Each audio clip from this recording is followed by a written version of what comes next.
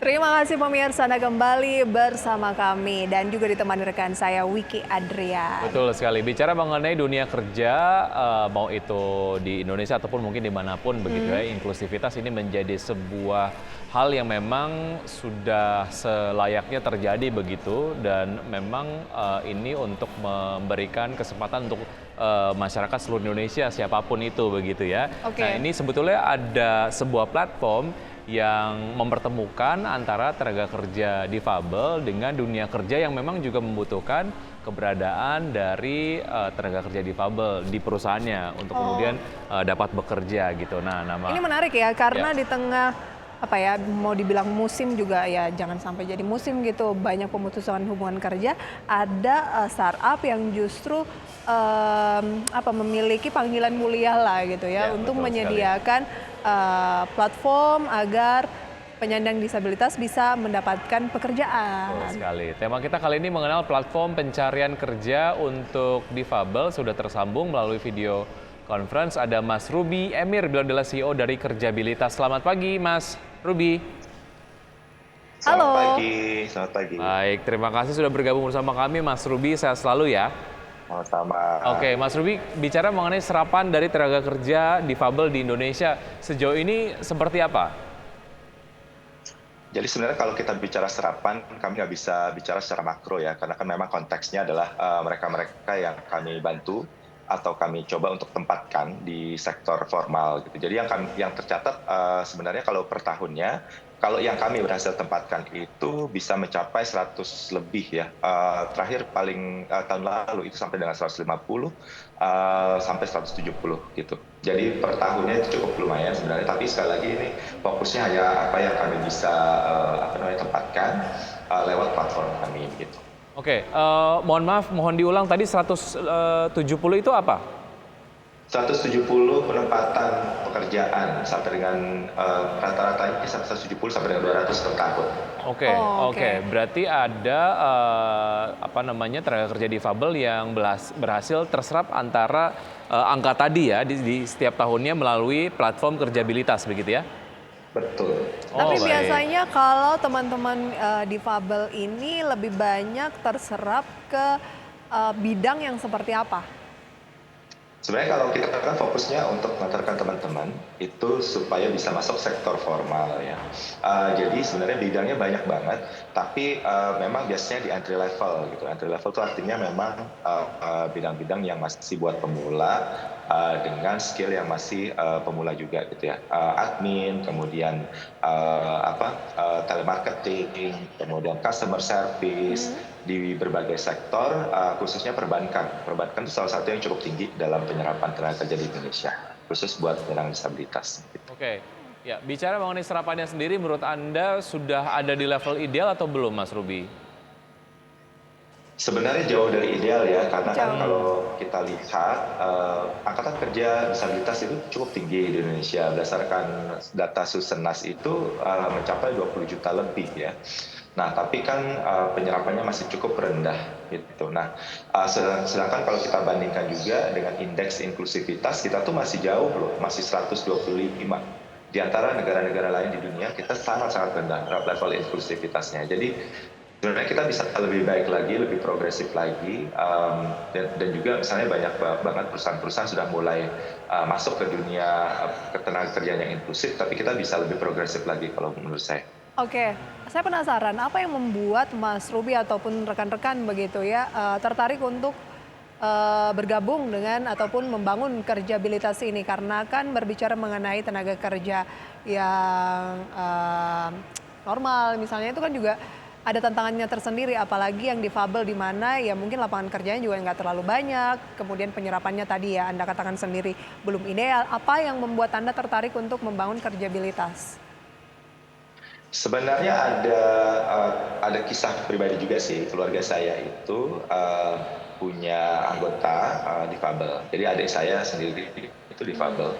Dan memang saya juga akhirnya hidup dengan keluarga yang punya disabilitas gitu ya. Jadi di situ saya melihat bahwa struggle mereka tuh banyak banget ya, bukan hanya soal kehidupan sehari-hari atau pemenuhan kehidupan sehari-hari, tapi juga kalau mereka sudah waktunya bekerja, mereka juga harus bekerja gitu. Dan Pekerjaan ini kan membantu mereka untuk hidup mandiri dan bebas dari ketergantungan gitu. Nah, kalau mereka tidak bekerja, otomatis mereka akan tergantung selamanya oleh keluarga. Sedangkan keluarga tidak mungkin selamanya ada buat mereka begitu kan. Jadi ini sedikit banyak menginspirasi saya juga sih untuk bagaimana supaya teman-teman difabel yang lain di Indonesia itu punya akses ke pekerjaan yang layak, yang digaji dengan layak, yang punya hak dan kewajiban yang sama dengan para pekerja pada umumnya gitu.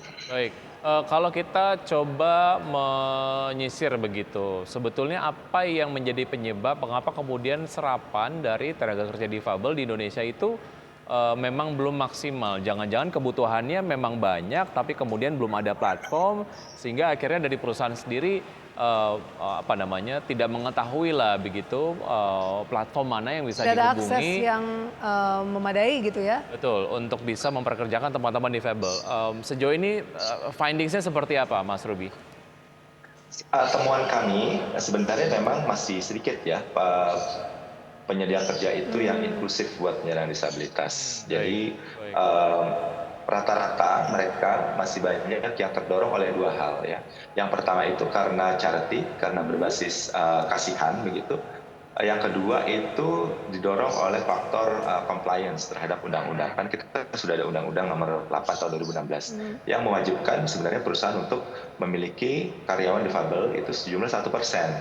Nah, itu sendiri masih belum cukup sebenarnya untuk mendorong penyerapan yang lebih progresif lagi gitu. Kalau menurut saya memang antara angka yang ideal dengan yang terjadi sekarang itu masih jauh sekali, dan itu kalau menurut saya memang masih kurangnya penegakan ya dari undang-undang tadi gitu. Baik. Peraturan begitu ya yang menjamin. Nah, kalau untuk meningkatkan kualitas dari rekan-rekan difabel ini seperti apa akan kita bahas di segmen selanjutnya. Nanti kita jeda terlebih dahulu, Mas Ruby ya. Baik, dan Ustaz bersama kami akan segera kembali.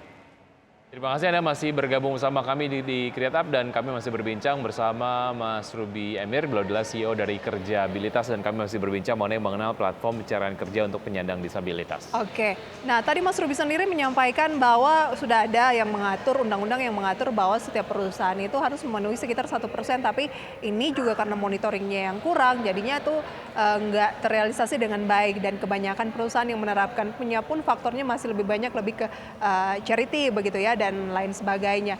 Nah, bagaimana Kerjabilitas meningkatkan kualitas dari teman-teman difabel ini agar siap untuk memasuki dunia kerja seperti yang diharapkan dari perusahaan-perusahaan tadi? Halo, Mas Ruby. Mas Ruby? Halo, Mas Ruby. Ya. Oke, silakan Mas. Baik. Ya, bisa ditangkap. Ya. Jadi kalau Kerjabilitas itu punya program pelatihan, ya, program pelatihan yang bekerja sama dengan baik itu perusahaannya sendiri maupun pihak lain secara gratis. Jadi kami menyediakan pelatihan gratis buat penyandang disabilitas untuk bantu mereka meningkatkan kapasitasnya dan tingkat kebekerjaannya, ya. Kemudian kita juga bantu mereka untuk coaching. Jadi ada coaching, dan terakhir kita lakukan program pemagangan. Jadi ada beberapa level. Kalau mereka sampai tahap pemagangan, biasanya peluang untuk dipekerjakan itu semakin tinggi. Nah, kalaupun misalnya tidak sampai ke pemagangan, biasanya mereka kita bantu untuk job matching. Job matching itu artinya dijodohkan gitu ya dengan perusahaan-perusahaan yang membutuhkan talent. Nah, proses ini tuh bisa aja berjalan 3, 6, sampai bahkan 1 tahun. Gitu. Tapi kalau mereka sudah masuk dalam radar kami, biasanya tuh kami selalu pantau dan kita selalu informasikan kalau misalnya ada informasi-informasi ketenagakerjaan yang cocok dengan kualifikasi mereka. Samping itu kita juga bekerja sama dengan aktif ya dengan Kementerian Ketenagakerjaan, khususnya di bidang pelatihan vokasi. Jadi kita bersama-sama dengan kementerian itu meningkatkan tingkat inklusivitas BLK mereka di seluruh Indonesia. So far kita udah kerjasama dengan 6 BLK, ada yang di Semarang, di Solo, kemudian di Banyuwangi, kemudian di Makassar, Lombok, Medan, dan Jakarta atau Bekasi ya. Nah itu sama-sama kita bersama dengan mereka meningkatkan inklusivitas dari sarana, prasarana, dan juga instruktur-instruktur dari BLK.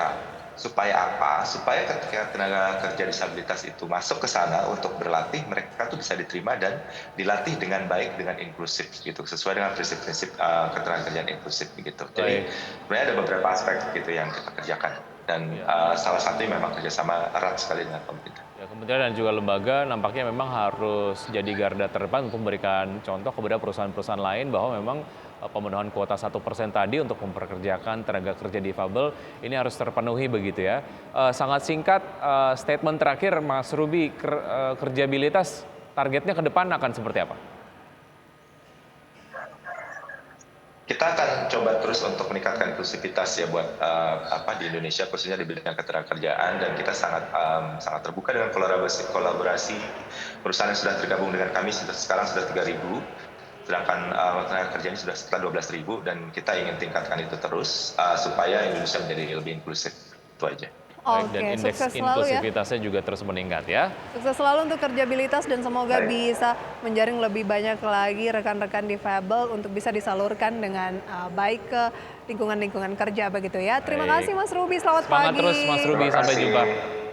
Selamat pagi. Baik. Baik, dan pemirsa sudah 90 menit kami menemani Anda dalam program Power Breakfast. Namun sebelumnya kita akan lihat terlebih dahulu pergerakan dari Bursa Efek Indonesia dari awal pembukaan hingga saat ini. Seperti yang Anda saksikan di layar televisi, IHSG bergerak melemah 0,16%, Jakarta Samping Index melemah 0,31%, dan LQ45 juga melemah 0,07%. Oke, di tengah pelemahan IHSG, saham yang masih menjadi gainers adalah BBRI dengan kenaikan 0,22% di 4.660, BRMS 1,6% di 189, Telkom 0,26% di 3.880, dan Medco 2,31% ke 1.330. Itu saham-saham yang masuk ke dalam jajaran top losers diantaranya adalah ada Goto dengan pelemahan seperti yang Anda dapat saksikan, kemudian ada Bumi, setelah ada Bumi kemudian ada BBCA dan juga ada Adaro. Kemudian pemirsa, dari pergerakan sektoral teknologi, saham seperti dari Wall Street pada akhir pekan lalu ini memimpin kenaikan 1,37%, disusul transportasi dan logistik naik 0,34%. Kemudian kesehatan turun 0,61% dan energi turun 0,51%. Demikian review singkat pemirsa seputar penutupan ataupun update ya terkait dengan IHSG. Masih pagi udah mau tutup aja nih Wiki. Kalau lihat yang merah-merah tuh pengennya kayak aduh close Stop dulu gitu ya. Ketahuan dong portofolionya ya. Dan pemirsa 90 menit kami menemani Anda dalam Power Breakfast. Semoga pembahasan yang kami hadirkan bisa menjadi referensi dan tentunya sumber informasi untuk Anda. Saya Prisa Somodatu. Saya Wiki Adrian. See you in the morning.